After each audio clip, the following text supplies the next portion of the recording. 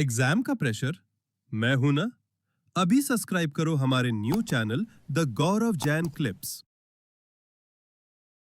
Video में हम debenture issued at collateral security के छोटे से टॉपिक को काफी कम समय के अंदर समाप्त कर रहे होंगे। चलिए शुरू करते हैं। अब मान लीजिए कि आपको लोन लेना है। आपके पास है ऑफिस की बिल्डिंग जिसको आप गिरवी रखवा के लोन ले सकते हैं। बिल्डिंग आपकी खुद की है। तो आप बैंक के पास गए और उनको बोला कि देखो भैया, मेरे पास एक बहुत बेहतरीन ऑफिस की बिल्डिंग है जिसमें हम अभी काम कर रहे हैं। मैं उसको गिरवी रखवा के लोन लेना चाहता हूं। तो बैंक वाले ने बोला सुस्वागतम, आ जाइए।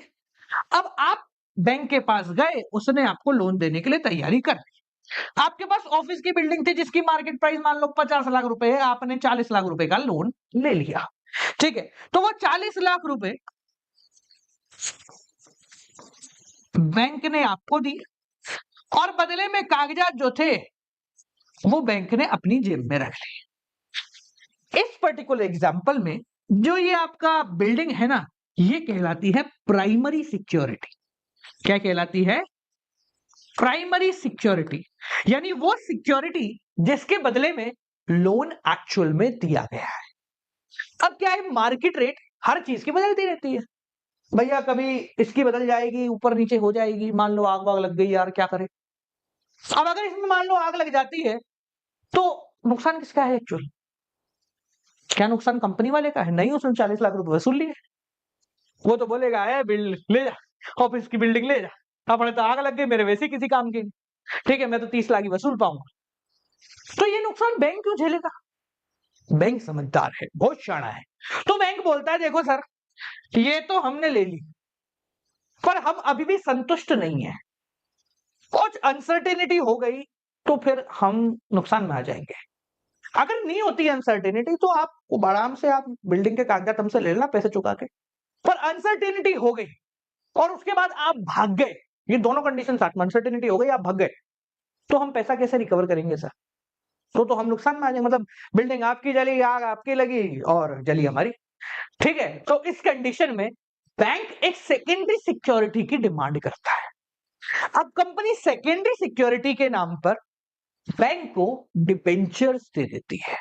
अब आप बोलोगे सर ये तो नुकसान हो गया कंपनी के लिए, क्योंकि डिबेंचर के बदले उसको ब्याज देना पड़ेगा, रीपेमेंट करनी पड़ेगी। तो यहां पर जवाब है नहीं। हम बात कर रहे हैं debenture issued as a collateral security, यानी कि कंपनी ने कुछ 5, 10, 20 लाख के डिबेंचर बैंक के लॉकर में डलवा दिए, बैंक वालों के लॉकर के अंदर डलवा दिए कि भैया आप रख लो। इन डिबेंचरों के बदले कंपनी को इंटरेस्ट नहीं देना है। ये डिबेंचर बैंक को इशू तक नहीं हुए हैं, बस बैंक के पास रखे हुए हैं, ताकि अगर कोई अनसर्टेनिटी हो गई, आप भाग गए, तो वो इस डिबेंचर को बेच के पैसा रिकवर करेगी। अगर ऐसा कुछ नहीं होता है तो वो डिबेंचर कंपनी को वापस कर दिए जाएंगे और ये माना जाएगा कि ये डिबेंचर कभी इशू तक नहीं हुए। समझ गए? बस वो कहते हैं ना, मेरे इसको बिठा के जा रहा हूं मैं नहीं आया तो इसको मारना, पर मैं आ गया तो इसको कुछ नहीं करना है, इसके बदले कोई ब्याज व्याज नहीं है। तो वही वाली केस है। इस कंडीशन में जब डिबेंचर इशू होते हैं तो बोलते हैं हम सेकेंडरी सिक्योरिटीज के फॉर्मेट में। क्या बोलते हैं? Secondary security. अब इसकी एक डेफिनेशन पढ़ते हैं। It is a secondary security given to the lender over the primary security. Building के साथ साथ कुछ डिबेंचर भी दे दिए गए। It can only be realise, ये तभी रियलाइज होंगे, तभी इनकी पेमेंट होगी when prime security fails to meet the loan liability. जब आप कोई बिल्डिंग लोन की लायबिलिटी को पे करने लायक नहीं बचेगी, यानी कि आप भाग गए हैं और बिल्डिंग बेचने के बाद भी बैंक को पैसा रिकवर नहीं हो पा रहा है, तो इन सिक्योरिटीज को, तो इन डिबेंचर को यूज में लाया जाएगा।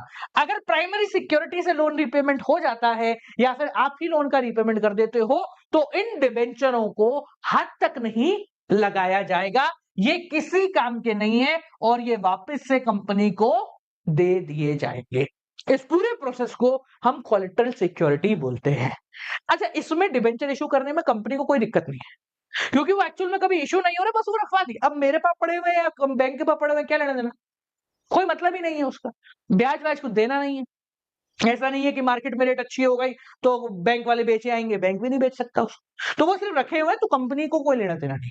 अब क्योंकि कंपनी को कोई लेना देना नहीं है, तो कंपनी इनको अपनी किताबों में डिबेंचर की हेडिंग में नहीं दिखा रही है। कंपनी बोलेगी भाई जब ये एक्चुअल में इश्यू नहीं हुए, इनके बदले हमने पैसा नहीं लिया है, तो हम क्यों बताएं कि हमारी डिबेंचर है। तो इसका अकाउंटिंग ट्रीटमेंट कैसे होता है उसको समझने के लिए दो केसेस यहां पर बनते हैं। केस नंबर 1 है कि कंपनी अकाउंटिंग ट्रीटमेंट इसका नहीं करेगी, कंपनी इसके बदले में कोई भी जनरल एंट्री पास नहीं कर रही होगी, कंपनी बताएगी ही नहीं कि हमने डिबेंचर इशू करे। पर कंपनी भूल गई तो भैया मैनेजमेंट चेंज हो गया, पुराने मैनेजमेंट को पता थी, नए वाले को पता ही नहीं। तो याद रखने के लिए कंपनी अपनी बैलेंस शीट में एक छोटा सा वर्किंग नोट टाइप का एक ब्रैकेट बना के लिख देगी, जैसे अपन नहीं करते, ये कुछ बना दिया, ये क्या है, ये ऐसे फोटो वोटो बना दी किसी की और लिख दिया बर्थडे विश करना है, ऐसा लिख दिया ताकि इस फोटो को देख के अपने को याद आए कि बर्थडे विश करना है। उसी प्रकार से कंपनी भी अपनी बैलेंस शीट में एक छोटा सा वर्किंग नोट टाइप का बना देगी, जिसमें बता देगी कि भैया हमने वहां रखवा रखे हैं, याद रखना। ठीक है, कुछ करना नहीं है, उन्होंने कहा याद रखना, भूल मत जाना। अब कहां पर दिखाए जाते हैं वो, तो अपन एक बैलेंस शीट का छोटा सा एक्सट्रैक्ट बनाते हैं जिससे अपन समझ जाएंगे। तो आपका जो नई वाली बैलेंस शीट है ना, उसी को अपन बना रहे हैं। ठीक है, इसको पढ़ भी लेंगे थोड़े दिनों में। ये लो, तो इसका जो इक्विटी एंड लाइबिलिटी वाला पार्ट है, इसके अंदर आपको 3rd नंबर पे मिल जाएगा other non current liabilities, non current liabilities. ठीक है, इसके अंदर पहला टर्म लॉन्ग टर्म बोरोइंग, तो ये लॉन्ग टर्म बोरोइंग है ना, इसके अंदर आपको मिल रहा होगा। तो मान लीजिए यहां पर लॉन्ग टर्म बोरोइंग है 5 लाख रुपए, ठीक है, कुछ भी है XYZ। अब इस लॉन्ग टर्म बोरोइंग का एक वर्किंग नोट बनता है, आपने बना रखा होगा। तो यहां पर जो वर्किंग नोट बनेगा, लॉन्ग टर्म बोरोइंग, मान लीजिए कोई लोन चल रहा है बैंक से, टर्म लोन फ्रॉम बैंक, कोई चल रहा है, ये 5 लाख रुपए कोई लोन अलग चल रहा है हमारा। ठीक है, आपने अब तक कहीं भी नहीं दिखाया इसको, ये मान लो आपकी एक बैलेंस शीट है जो ऐसी कुछ दिख रही है, equity liability, non current liability में लॉन्ग टर्म बोरोइंग है, ऐसा कुछ दिख रहा है। तो आप क्या करोगे, इसके वर्किंग नोट में, यहां पर नोट्स टू अकाउंट में यहां दिखा दोगे कि हमने कुछ डिबेंचर इशू किए हैं, मान लो 5-10 लाख के, तो 10 लाख रुपीस के डिबेंचर हमने इशू किए हैं एज कोलेटरल सिक्योरिटी। आप बस ये ब्रैकेट में दिखा दोगे, इस अमाउंट को ना बाहर लिखना है ना अंदर लिखना है, कहीं भी नहीं लिखना है, बस ये ब्रैकेट के अंदर आपने लिख दिया है कि भैया हमने डिबेंचर को as a collateral security issue किया है। समझ में आ गया, क्लियर हो गया, आसान है। ठीक है, क्वेश्चन करना चाहते हो, चलिए क्वेश्चन करते हैं। बेहतरीन सा ये लीजिए आपके सामने एक क्वेश्चन है, मैं साइड हो जाता हूं, क्वेश्चन कीजिए। क्वेश्चन क्या है, Best Barcode Limited took a loan of 5 lakh from a bank given 6 lakh 9% debenture as collateral. ठीक है, लोन लिया है 5 लाख का और उस लोन के बदले में सेकेंडरी सिक्योरिटी के फॉर्मेट पर हमने डिबेंचर इशू कर दिए हैं, पास जनरल एंट्री इफ पॉसिबल। तो भैया अगर हम केस 1 के हिसाब से चल रहे हैं तो हम कोई जनरल एंट्री पास नहीं करेंगे, बस हम नोट्स टू अकाउंट में, नोट्स टू अकाउंट में जहां पर लॉन्ग टर्म बोरोइंग का नोट्स होगा, जो क्वेश्चन में मेंशन होगा, इसमें ये दिखाएंगे लोन फ्रॉम बैंक है, तो यहां लिखाएंगे लोन फ्रॉम बैंक 5 लाख रुपए। इसके अंदर आप यहां ब्रैकेट में लिख दोगे कि इसको सिक्योर्ड किया गया है बाय इशूइंग कितने, 6 lakh rupees debenture, 6 lakh rupees debenture as collateral security. बस आपने ये लिख दिया, ये 6 लाख रुपए का कुछ नहीं होगा, ना तो कहीं आएगा ना कहीं जाएगा, कुछ भी आपको नहीं करना। पर क्या है, जनरल एंट्री पास नहीं करते तो ये भी कभी कभी मिट जाएगा, क्या होगा। तो इस कंडीशन में क्या करते हैं, दूसरे मेथड को हम ज्यादा प्रेफरेंस दे देते हैं। तो सेकंड मेथड कहता है कि आप एक एंट्री करके रख लो, है ना, ताकि आपको ये ट्रिगर बचता रहे कि हाँ मैंने रखवाए हुए हैं। ठीक है, तो केस नंबर 2 है when we post on a journal entry. अब जनरल एंट्री ज्यादा बड़ी नहीं है, जनरल एंट्री बस यही है, क्या, डिबेंचर सस्पेंस टू -% जितने भी आपके डिबेंचर हैं वो आप यहां पर लिख दोगे, बस ये एक छोटी सी एंट्री है। अब बात करोगे सर ये एंट्री अगर पोस्ट हो गई तो अब बैलेंस शीट में इसको कैसे दिखाएंगे? तो देखो यहां पर कमाल की बात है कि आप बैलेंस शीट के अंदर इसको अभी भी वहीं दिखाओगे जहां आपने पहले दिखाया था, बस क्योंकि इसकी जनरल एंट्री आपने कर दी है तो आप उसको मेंशन करोगे। जैसे हमने पहले क्या दिखाया था, लॉन्ग टर्म बोरोइंग, इसके अंदर मान लो टर्म लोन चल रहा है फ्रॉम बैंक का, फ्रॉम बैंक, ठीक है, 5 लाख रुपए, वही पुराना वाला क्वेश्चन मान लेते हैं, ठीक है। अब मान लो कि आपने क्या करा, सेम क्वेश्चन, ये रहा सेम क्वेश्चन, ठीक है ना, आपने क्या करा है, 6 लाख रुपए के डिबेंचर इशू करे कोलेटरल सिक्योरिटी। तो अगर जनरल एंट्री पास करनी तो हम क्या करेंगे, डिबेंचर सस्पेंस टू कितने परसेंट है, 9% डिबेंचर, ठीक है, कितने के, 6 लाख रुपए के आपने एंट्री पास कर, ठीक है। अब ये एंट्री पास करने के बाद इसको बैलेंस शीट में कहां दिखाएंगे, यहीं दिखाएंगे, लिखेंगे एड 9% डिबेंचर 6 लाख रुपए।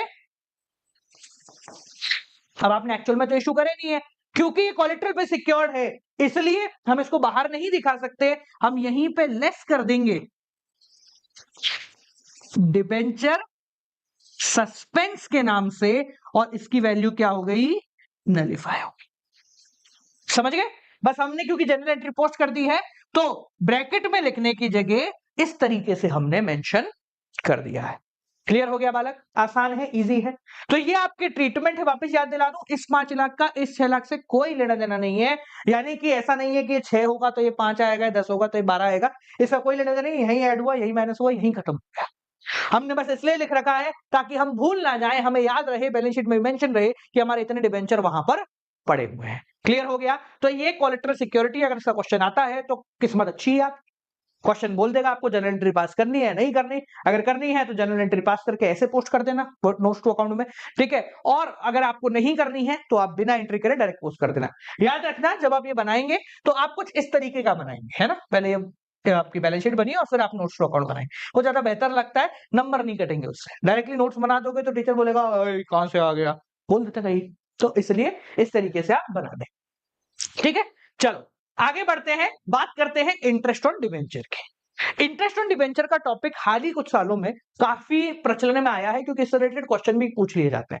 अब देखो क्या है, जब आपने डिबेंचर इशू किए, आपने किसी से लोन लिया तो बदले में आपको ब्याज चुकाना ही होता है। इंटरेस्ट ऑन डिबेंचर बेसिकली हर आधे साल में दिया जाता है, मतलब पूरे साल बाद नहीं, 6-6 महीने के गैप में इंटरेस्ट दे दिया जाता है। हाँ, रेट वही रहती है, 10% है तो 6 महीने का 10% लगेगा, ऐसा नहीं है 10% 2 बार देना है, ठीक है। तो अब डिबेंचर जब इशू होते हैं, बदले में ब्याज दिया जाता है, तो उसकी एंट्री क्या होती है हम उसको ध्यान रखेंगे, ठीक है। अब इंटरेस्ट अगर मान लीजिए आपका 1 अप्रैल से आपने डिबेंचर इशू करे, तो अप्रैल, मई, जून, जुलाई, अगस्त, सितंबर, तो 30 सितंबर को आप इंटरेस्ट दे रहे होंगे, ठीक है, और उसके बाद 31 मार्च को इंटरेस्ट दे रहे होंगे। इंटरेस्ट कैसे दिया जाता है ध्यान रखना, उससे पहले ये समझो, ये चार्ज अगेंस्ट प्रॉफिट है, यानी कि आपको प्रॉफिट हो ना हो, आपको इंटरेस्ट तो पे करना ही करना पड़ेगा, आपको इंटरेस्ट तो पे करना ही करना पड़ेगा, चाहे कुछ भी हो जाए, ठीक है ना। तो प्रॉफिट नहीं भी होगा तो भी आपको इंटरेस्ट देना। अब इंटरेस्ट देते कैसे हैं, कंपनी पहले ड्यू करती है फिर पे करती है। क्या बोला मैंने, पहले ड्यू करती है फिर पे करती है, यानी कि जैसे होता है ना कि पहले मेरे पास नोटिफिकेशन आया फिर मैंने एक्शन लिया, उसी तरीके से कंपनी पहले ड्यू करेगी, यानी बोलेगी कि हमें देना है, और फिर एक्चुअल में पे करेगी। तो कैसे ड्यू करते हैं देखो, मेकिंग इंटरेस्ट ड्यू, ये कौन सा एम है, ऐसे लिखो ढंग से, मेकिंग इंटरेस्ट ड्यू। अब ध्यान रखना कैसे करना है, मैं आपको तरीका समझाऊंगा, क्योंकि क्या होता है ये छोटा सा पार्ट है तो हम भूल जाते हैं, तो इसलिए इट्स बेटर कि हम इसको समझ लें कि कैसे होगा, क्या डेबिट होगा क्या क्रेडिट होगा। अब इंटरेस्ट ऑन डिबेंचर कंपनी के नजरिए से लॉस है क्योंकि उसको देना है, तो लॉस नॉमिनल अकाउंट में क्या होता है बेटा, डेबिट होता है। नॉमिनल अकाउंट के रूल कक्षा 11वीं में अपन ने पढ़े थे, debit all expenses credit all income, ठीक है। तो हम यहां पर वही करेंगे, interest on debenture account debit, credit किसको कर रहे हैं, जिन लोगों को देंगे उनको, तो नाम तो हमें नहीं पता है, तो तू डिबेंचर होल्डर्स, ठीक है। तो हमने एंट्री क्या करी, interest on debenture to debenture holders, कि हमने इंटरेस्ट ड्यू कर दिया, यानी कि हम आपको इंटरेस्ट देने को तैयार है। अब पेमेंट जब उसकी कर रहे हैं तो पेमेंट की एंट्री क्या होगी, देखो अब इंटरेस्ट ऑन डिबेंचर ड्यू हो गया, अब आप वापस इंटरेस्ट ऑन डिबेंचर नहीं लिखोगे, आप बोलोगे कि इन डिबेंचर होल्डरों को पेमेंट करो। तो डिबेंचर होल्डर के खाते में पैसा गया टू, किस फॉर्मेट में जाएगा, आप ऐसा तो है नहीं कंपनी में आके लेके जाएंगे, वो बैंक में जाएगा। तो डिबेंचर होल्डर टू बैंक, समझ में आ गया। अब देखो आपको एक लॉजिक समझना पड़ता है, वो क्या है, डिबेंचर होल्डर यहाँ क्रेडिट हुआ यहाँ डेबिट हुआ, नहीं डिबेंचर होल्डर खत्म। कंपनी को याद नहीं रखना है कि किस व्यक्ति को पेमेंट किया, जरूरत पड़ी जिसके पास डिबेंचर है पैसा ले जाओ, बस इतना, ठीक है। अब देखो एक एंट्री और होगी यहाँ पे, आप बोलोगे सर पैसा दे दिया काम खत्म, interest on debenture to bank हो गया, पेमेंट खत्म। पर ये इंटरेस्ट ऑन डिबेंचर कंपनी के लिए लॉस है, तो फाइनल अकाउंट में इसको एज अ लॉस शो करना पड़ेगा। तो इसको सेटल करते हैं, ठीक है, यानी कि ट्रांसफर करते हैं। ट्रांसफर करने के लिए इसको ट्रांसफर कर रहे हैं, तो ये डेबिट में है, ट्रांसफर करते समय क्रेडिट में आ जाएगा टू इंटरेस्ट ऑन डिबेंचर। कहां जा रहा है ये, स्टेटमेंट ऑफ P&L में जा रहा है, यानी कि प्रॉफिट एंड लॉस के खाते के अंदर जा रहा है। समझ में आ गया, ये आपका ट्रांसफर करने की एंट्रियां हो गई। ये 3 एंट्री आपको पोस्ट करनी है, ये 2 एंट्री हर 6 महीने में होती है, और ये एंट्री 31 मार्च को होती है। यानी मान लीजिए आपके पास क्वेश्चन आ जाता है कि हर 6 महीने में इंटरेस्ट देना है, तो पहले 31 सितंबर को 30 सितंबर को आप ये 2 एंट्री करेंगे, पेमेंट करेंगे। फिर 31 मार्च को आप वापस से ये 2 एंट्री करेंगे, पेमेंट करेंगे, और 31 मार्च को ये वाली फाइनल एंट्री भी कर देंगे, दोनों एंट्रीज के अमाउंट को जोड़कर, ठीक है। अगर कैलकुलेशन में दिक्कत हो रही है तो मैं बता देता हूं, मान लो 6000 डिबेंचर हैं एट द रेट 100 ईच, और 10% उनका इंटरेस्ट है या 12% इंटरेस्ट है, ठीक है। तो कैसे कैलकुलेट करते हैं इंटरेस्ट, टोटल अमाउंट निकाला 6 लाख रुपए इंटू 12% इंटरेस्ट, 6 महीने का है तो आप इसको 6/12 कर देंगे, ठीक है जी। कैलकुलेट कर लो, 36,000 रुपए का आपको इंटरेस्ट देना है। समझ में आ गया, क्लियर हो गया, आसान है, इजी है, सिंपल है, ठीक है। तो ये आपका पूरा का पूरा इंटरेस्ट ऑन डिबेंचर और कोलेटरल सिक्योरिटी समाप्त हो गया।